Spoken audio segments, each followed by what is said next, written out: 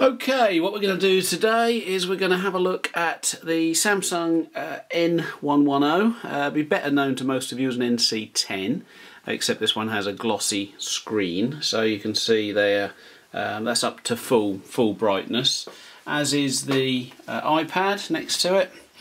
This is the iPad that I got from eBay.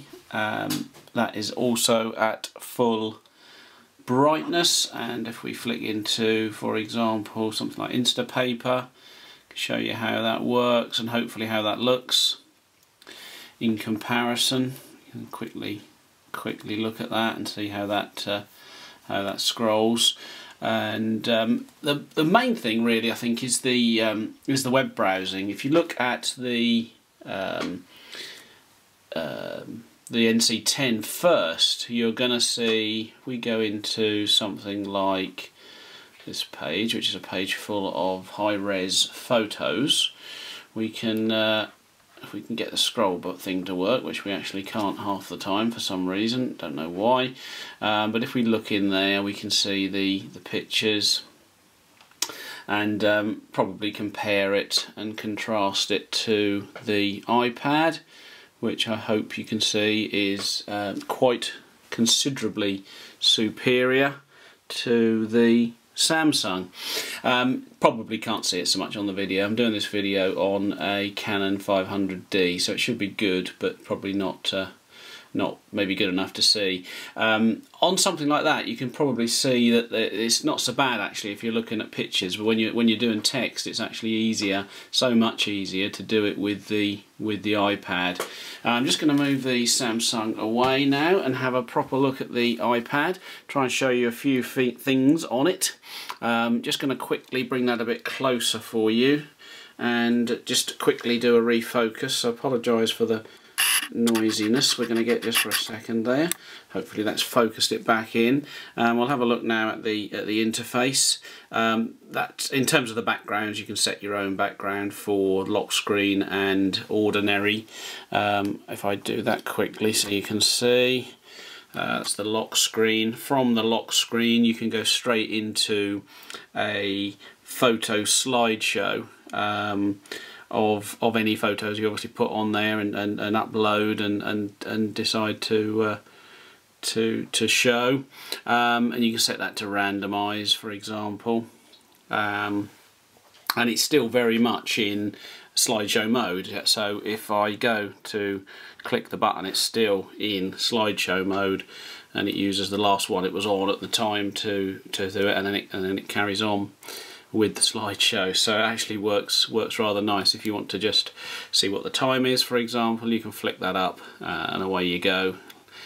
Walk away and it'll carry back on as a slideshow. The initial battery life I'm getting for this is fairly stunning.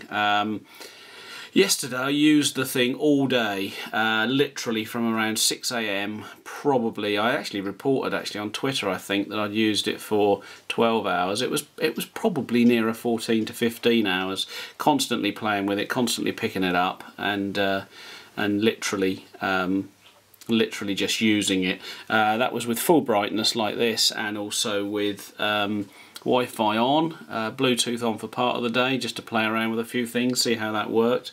Let's pop into that now and show you a little bit better. One of the features I particularly like is in the browsing side of things, you can have up to 9 windows open.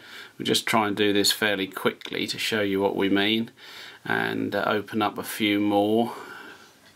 If we can, we'll choose pretty much anything in there for the time being. I'll have another one in there, and perhaps we'll have my Symbian, why not?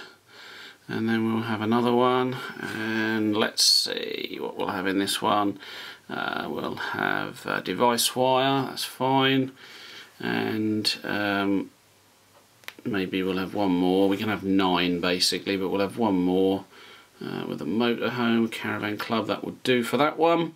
Oh, let's go for it. Let's just go for broke here, and perhaps this will reassure some of the naysayers that say it's only got 256 megabytes of RAM, so it will be rubbish at running lots of different things. Well, okay, we'll go for number 9 and run 9 of those all in one place. Now I'll put my blog on there, give that a bit of exposure. kevwright.com, and you'll find all the latest sort of stories on there, such as the sad delaying of the UK iPad.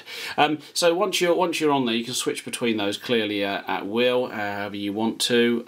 Occasionally it will reload it, and I think that's based upon when you were last in there. That one, Motorhome Facts, actually I haven't been in there for absolutely ages, whereas some of these other ones obviously I've just loaded in front of the camera, so you can see for yourselves that that's actually live there. And you have got just like you'd expect, you can turn it around and you get quite a bit more into that portrait mode, but you can 360 this as well, which is quite a it opens up a whole new ball game actually to be able to 360 it, because it means you can have the button for the home button right there. You can have that on that side if you prefer, and actually in certain lists, so for example if we show you the Fiedler,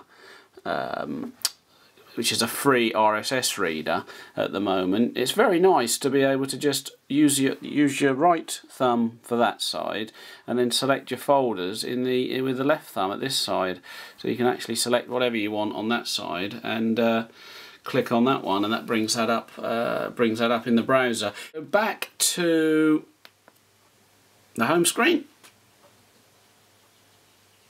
And what we'll do from here is we'll have a look at TweetDeck, which is another nice app, and you have your 3 different feeds, so all friends, mentions and direct messages.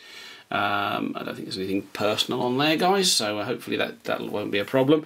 If you turn it that way, you have your classic view, if you like, and you have the whichever one you select comes in at the top there. I would like to show you this, which I've actually put down in the browser at the bottom here. Twit with Leo Laporte.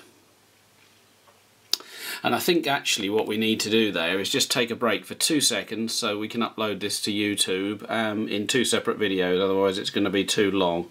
I'll be back very shortly with part 2.